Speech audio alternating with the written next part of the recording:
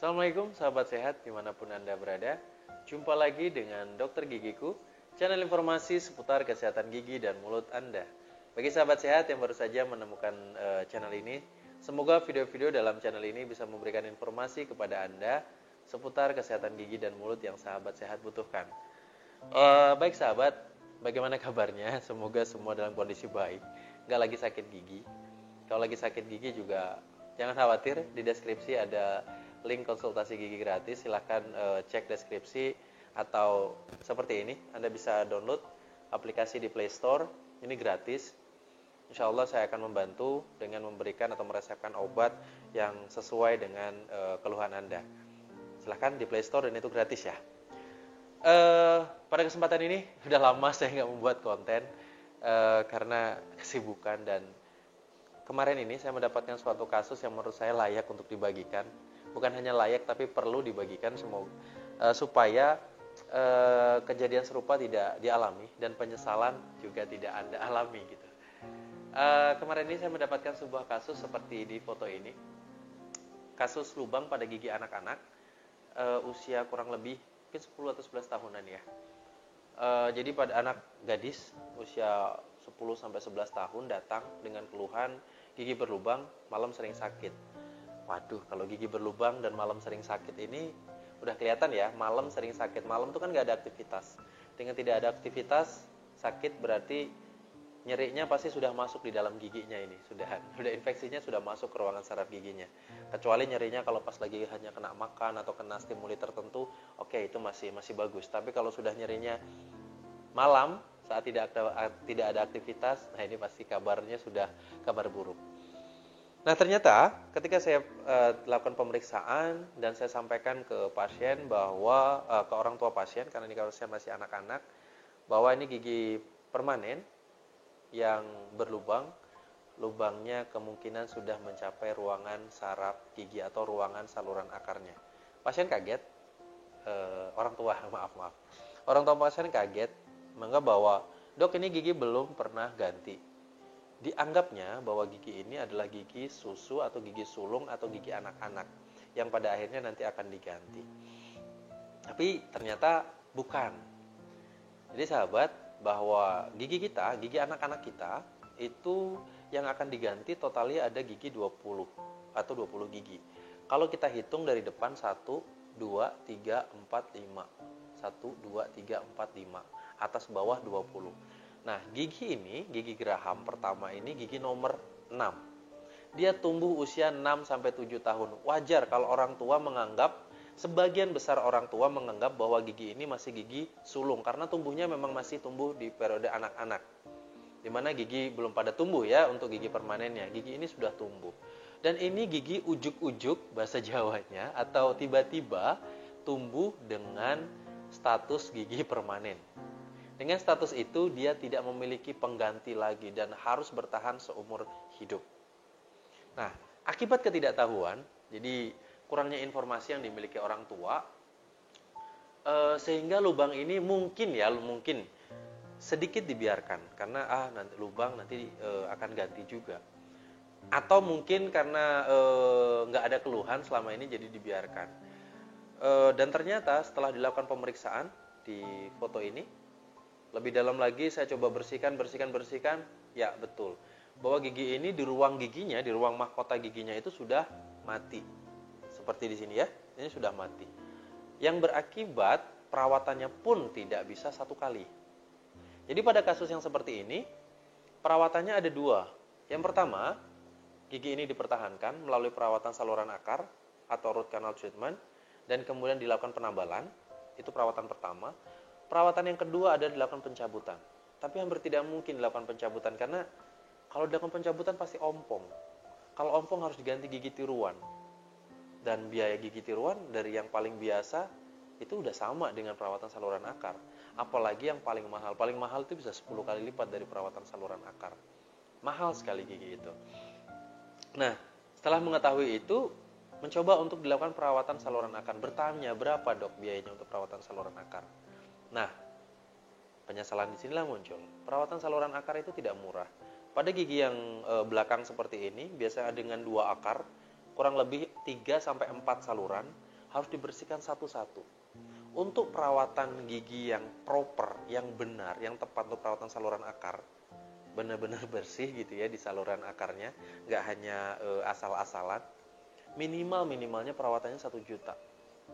Belum termasuk tambal. Kalau tambal kurang lebih, misalkan tambalan besar itu maksimal misalkan 500.000, maka sebenarnya perawatan saluran akar itu 2 kali lipat lebih mahal gitu ya. Kalau di total yang harusnya di awalnya mungkin kalau nambal kita lebih care, lubang masih kecil, belum ada keluhan sakit ya, dia sudah melakukan perawatan atau penambalan, mungkin biayanya sekitar ya 300-an 400 gitu ya. Nah, dengan dibiarkan seperti ini sudah mengenai saluran akar, menjadi perawatannya 3 kali lipat 1,5 jutaan. Dan ya pasti orang tua pasti kaget. Astagfirullah, mahal sekali dok. Sebenarnya bukan mahal sekali, karena perawatan gigi itu semuanya adalah perawatan tindakan. Jadi tidak hanya sebatas persepan. Kalau persepan bisa kita gratiskan deh, insya Allah. Uh, nggak kita nggak mohon maaf nggak berbisnis untuk pengobatan gitu. Tapi ini semuanya tindakan ya, apalagi di kedokteran gigi. Dokter gigi mahal gini. Ya, untuk duduk di situ aja di kursi gigi, kami harus menyiapkan cukup mahal. Ruangannya, peralatannya banyak sekali. Maka dari itu, karena semuanya tindakan menjadi mahal.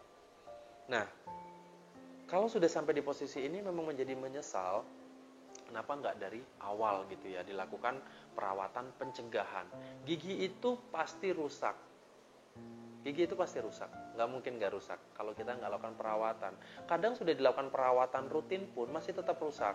Misalkan karena garis-garis gigi ya, di permukaan gigi geraham itu biasanya ada yang landai, ada yang sedikit cekung, ada yang cekung sekali, dalam-dalam garis-garisnya. Pada kasus ini, meskipun sudah gosok gigi sehari 2 kali, 3 kali, tetap aja pasti terjadi lubang. Karenanya harus rutin ke dokter gigi untuk check up, dental check up. Dari anak usia 1 tahun itu sudah diperkenalkan untuk check up. Oh, nanti check up terus mahal lagi. Enggak, check up itu enggak mahal. Sini ke Semarang sini, check up gratis semuanya. Meskipun Anda duduk di situ dengan kamera intraoral, saya kasih Anda diskusi sepanjang yang Anda mau gitu ya, terkait ke masalah kesehatan gigi dan mulut Anda, no charge. Yang penting Anda itu tahu kondisi giginya, supaya nggak nganggapnya tuh dokter gigi itu profit oriented terus. Bukan seperti itu. Kita nggak seperti itu, tapi karena tindakan yang memang sesuai, kita juga harus menghitung. Nah, biayanya jadi mahal, maka dari itu checking rutin 6 bulan sampai 12 bulan sekali. Atau 1 tahun deh. 1 tahun itu kan panjang ya, 365 hari, butuh 1 hari untuk check up ke dokter gigi. Atau kalau misalkan tidak mau ke dokter gigi umum gitu, gunakan BPJS Anda gitu, supaya tenang. Kalau ada masalah segera dilakukan penambalan. Biayanya murah, gak ada sakit, gak bolak-balik. Nah, atau sampai lakukan pencabutan kan sayang sekali ya. Ini belum lagi perawatan pertama harus dilakukan, mematikan dulu jaringan yang ada di saluran akarnya. Jadi biayanya nambah lagi. Masya Allah, jadi cukup panjang. Karena kunjungannya berulang, perawatannya jadi kompleks. Nah, sebenarnya beruntungnya kita saat ini pemerintah memberikan ini ya, melalui jaminan kesehatan nasional, ada BPJS. Bisa perawatan ini di cover oleh BPJS, tapi memang harus dilakukan perawatan di rumah sakit. Dan perawatan di rumah sakit itu tidak mudah. Yang mungkin sahabat sehat yang pernah mempunyai pengalaman, tidak mudahnya itu karena antrinya kan panjang, waiting listnya panjang. Terus kadang menunggunya dari pagi sampai sore, kehilangan waktu untuk bekerja. Kalau keluarga-keluarga yang bekerjanya rutin di siang hari pasti akan kesulitan, karena tidak hanya sekali, bisa 3-5 kali perawatan itu dilakukan di rumah sakit. Jadi panjang sekali gitu ya. Dan itu kalau dihitung secara ekonomi, orang tua nungguin di sana berkali-kali, 3 kali, 4 kali, atau sampai 5 kali. Wow, kerugian ekonominya itu sebenarnya besar sekali kalau semuanya kita hitung secara ekonomi. Tapi bagaimana lagi, dicabut nggak mungkin, dibiarkan tambah nggak mungkin lagi. Dilakukan perawatan saraf gigi sudah kadung mahal atau kunjungannya sangat berulang. Maka dari itu, belajar dari pengalaman saudara kita, pengalaman pasien kemarin, bahwa sebisa mungkin kita itu harus check up gigi kita. Untuk gigi, kalau Anda mau murah, lakukan atau diupayakan perawatan preventif. Jangan perawatan kuratif. Perawatan preventif means atau artinya panjenengan datang sebelum ada keluhan. Rutin dilakukan kontrol. Ya. Dengan seperti itu, kalaupun ada masalah giginya itu masih masalah yang ringan dan itu insya Allah masih sangat bisa di cover, atau mungkin di tempat Anda biayanya akan jauh lebih murah dari itu.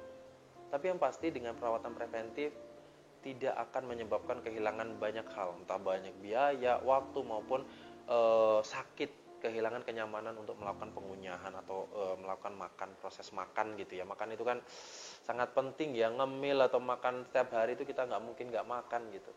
Kalau kalau proses itu terganggu akibat gigi yang bermasalah kan juga nggak gimana ya, nggak bagus juga. Apalagi misalkan terjadi pada anak-anak proses usia tumbuh kembang. Kalau makannya dia nggak bisa maksimal akibat giginya yang sakit, pasti resiko stunting juga besar. Jadi stunting itu salah satunya bisa disebabkan oleh gigi dan mulut yang gigi yang berlubang. Baik, demikian sahabat yang bisa saya bagikan. Semoga informasi ini bermanfaat. Di deskripsi ada link untuk aplikasi Dokter Gigiku. Itu aplikasi yang saya kembangkan untuk memberikan kemudahan bagi sahabat sehat semua untuk berkonsultasi tentang gigi dan mulut. Bukan untuk jadi pasien saya tidak mencari pasien di sini. Jadi yang penting apa yang bisa saya lakukan untuk masyarakat, itu akan saya lakukan. Semoga bermanfaat itu aja harapan saya. Sampai bertemu pada video-video berikutnya. Assalamualaikum warahmatullahi wabarakatuh.